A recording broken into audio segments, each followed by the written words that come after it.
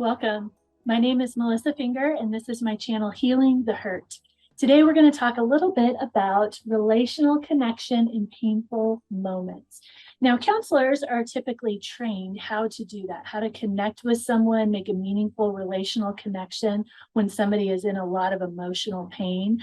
But usually other people are not, unless you've had some kind of special training or you've been in counseling yourself and maybe learned some of those skills. And often it can be difficult if you are a community caregiver or a friend or a family member, someone who really cares about the people around you, and you see them encounter painful moments and you want to step in and you want to help and connect with them, but you know that you're not their solution, you can't fix them.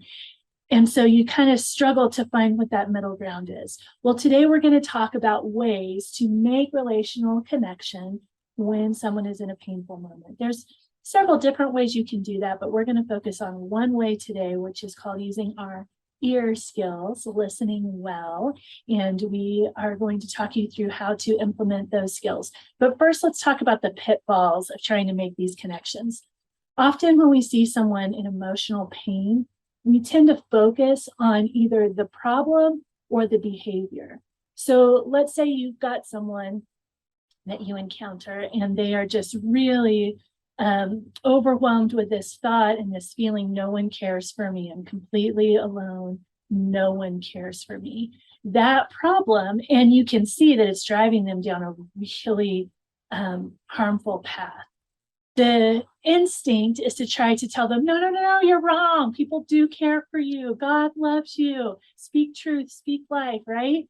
Well, that's, if you've tried that, doesn't often work. Sometimes people will kind of get into shape in order to make you happy, because that's a thing too. Sometimes the Lord will speak through that, but the majority of the time you will find pushback, and they will start listing the ways that people don't care about them.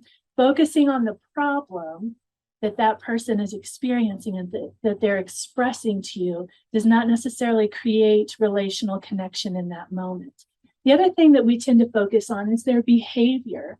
So let's say you encounter someone and they're just, I just want to scream swear words at the top of my lungs. I got to get it out of me. And it's just, I just hear it in my head and it's so loud. And you're just thinking, we are at the store, or we are at church, or we are at a family event, and I really don't want them screaming swear words at the top of their lungs. And so you're very focused on the behavior. You don't have to do that. Let's do something different. Let me distract you. Focusing on their behavior that they feel they need to do and that makes you feel very uncomfortable. Very, very, very unlikely that that's going to create relational connection. So when you're trying to do this is the big thing to start with, don't focus on these two things. Now, we know that focusing on those things doesn't work, because if we've ever tried it before, we can see the pushback we get. But here's a couple of the reasons why.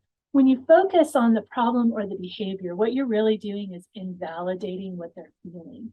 You're trying to say, no, what you're feeling is wrong. There are people that care about you. You're wrong.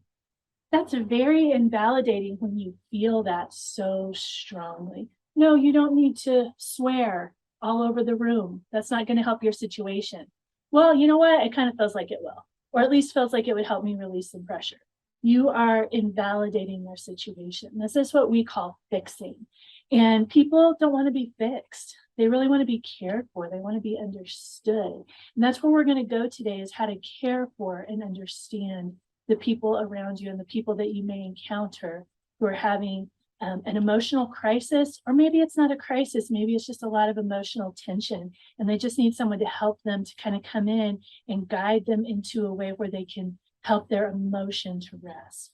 One of the things that we have to adjust when we're working with people is that we're not trying to fix their problem or behavior.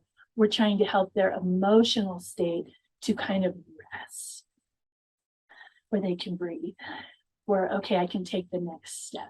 It's very unlikely that you're going to solve whatever their problem is in a 5 or 10 minute conversation. That's something that happens in either an extended relationship with someone, ongoing support person, or in counseling sessions, or the Lord just kind of stepping in.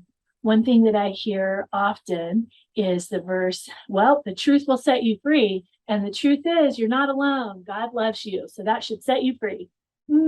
I think that's a little misquoting of that verse. So let's look at it for a minute. John 8:31-32 says, so Jesus said to the Jews who had believed him, if you abide in my word, you are truly my disciples, and you will know the truth, and the truth will set you free. There's actually a lot of criteria in this verse for the truth setting you free, other than someone just spouting truth off to you in your moment of emotional pain. For example, he was talking to the Jews who had already believed him. Even if you're a believer, sometimes it's hard to believe the promises of God. You may have salvation, but that doesn't mean that you totally believe all the promises of God. And that's okay. That's a growing and maturing process. But this verse talks about that belief was there for the people that Jesus said this to. And then not only believing, but abiding in his word, living by his word, embracing it. They are his disciples. And when they are able to embrace his word, then that truth, they'll know it. And then the truth will set them free. And oftentimes, if we knew that truth, it would have already set us free. But there's a lot of spiritual maturing that goes into abiding in the word of God. And that's for another whiteboard analogy video another time.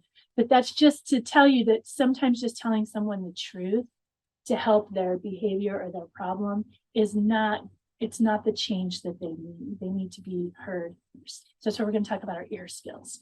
So our first skill in our ear skill starts with an E. I'm actually going to spell the word ear.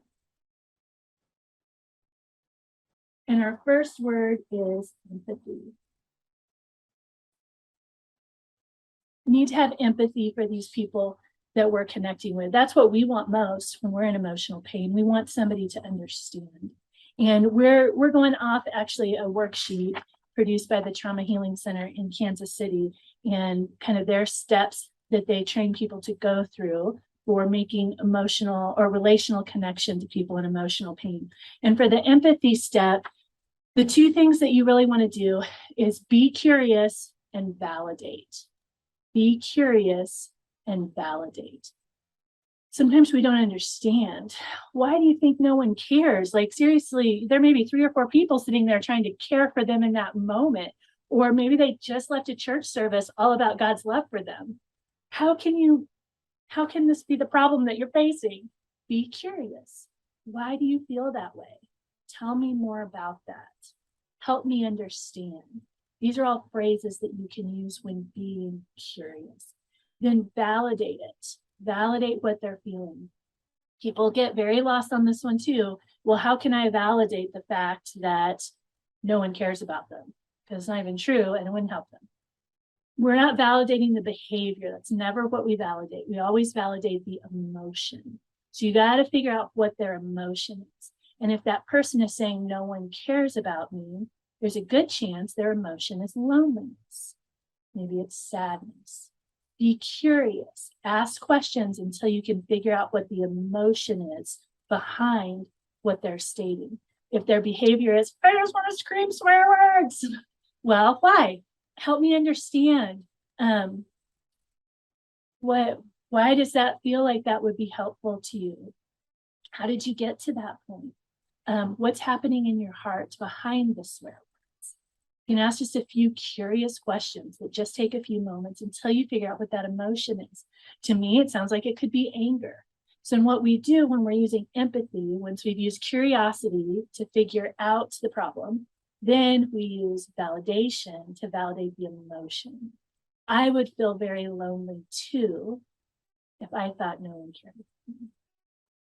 I would probably be really angry as well, and also looking for a way to release that anger if I were in your situation.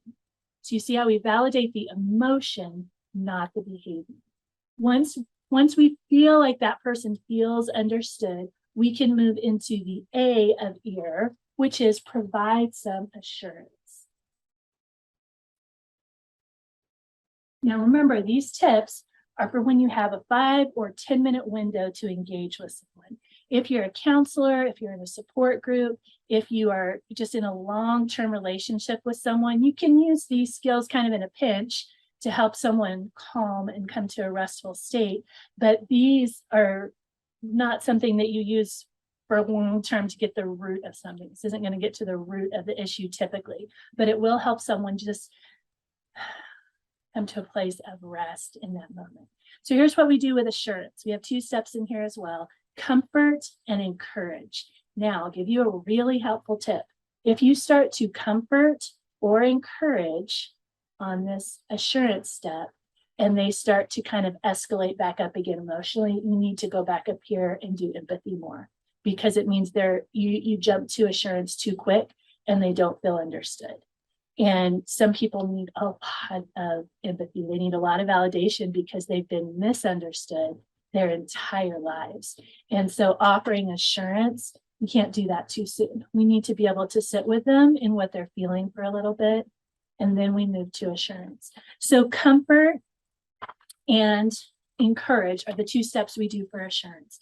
For comfort, offer them something comforting if you're in that situation, where you could offer them a bottle of water or a cup of coffee, or something soft. If you're on a couch here, a blanket, a pillow, just something comforting to make them feel like a little bit at ease in that moment, and be encouraging. Offer kind words, appreciation statements, hope for healing. It takes a lot of courage for you to tell me what you told me.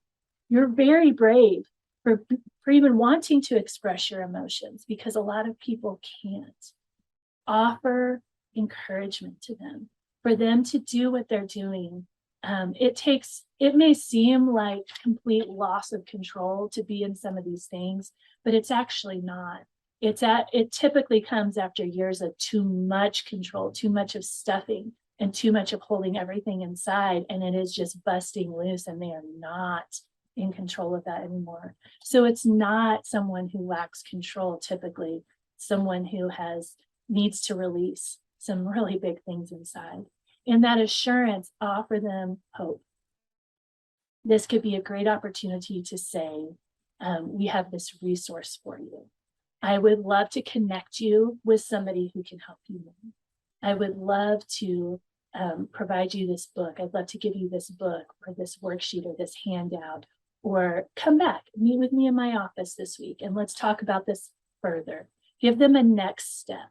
Often when people hit this place of overwhelm and pain, they can't even think of what a next step might be. And possibly the next steps that they know of seem too overwhelming. Maybe they're overreaching, or the people around them are just telling them to get over it, which is kind of impossible and certainly not healthy. If you're able to kick into gear like that, offer them something hopeful, offer them a next step. And remember, if some point during assurance, they start to escalate again and start to give you a lot of pushback, move back up to empathy and do that for a little while. Sometimes all you can offer is empathy for people, and you can't move to these last 2 steps, and that's okay, because that just means they need a lot of this, and what you're giving them is still a gift, even if you can't do the full listening skills. And our R is rest. Here's the beautiful thing. It's when you move through this validation up here, this curiosity and validation, get to know you, validate that emotion, and to offer some appreciation, offer some hope, a simple next step for them. Often the rest comes automatically. And the rest is not long-term healing typically, but the rest is, okay, I wanted to scream at the top of my lungs, but I can actually feel my lungs. Before it felt like my lungs were going to explode. I couldn't even breathe, and that's why I wanted to scream. And breathe now. Let's rest. The problem's not fixed. Still have anger. Still have some, maybe this issue or that issue to work through. But my emotional state is resting. It's decreasing. And now I'm able to stand up, walk out of the building, go back to my home, do what I need to do, looking forward to whatever the next step is that you have laid out for them. These are just a few ways that we can help someone, that we can make relational connection in painful moments.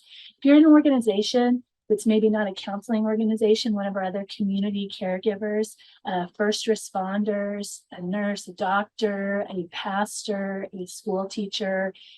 Work on these skills, practice them. If this does not come naturally to you, think of some empathy statements, some assurance that you can give in situations, and just kind of practice those things. Read over them until it comes natural to you. And maybe if you encounter people that need this kind of connection on a regular basis, keep a couple things in your pockets. Keep something that would be maybe a card for an organization, or something that would be a resource that you can just hand them in that moment. Something that might be a comfort item that you could just pass off to them in that moment. Something that would help them quickly, so that you're not kind of fumbling with, what am I going to find? What do I have that could help them? One of the things that we encourage, and I'll give you this last thought and then we'll wrap up for today, is to teach people how to use grounding in that moment, to be able to take them out of kind of their inside turmoil and focus on something externally. That can be very, very useful. Sometimes people are in such emotional pain they can't hear your empathy, and sometimes helping someone ground will help them be able to move into empathy. Those skills are actually pretty easy, and you can do them in any setting or environment. No special tools needed. You can have special tools, but none are needed. We have another video on grounding techniques, and I will link that in the description of this video. So I hope these ear skills will help you next time you're trying to connect with someone that you care about who's in some emotional pain. Thank you so much for watching today, and I look forward to speaking with you again on our next whiteboard analogy.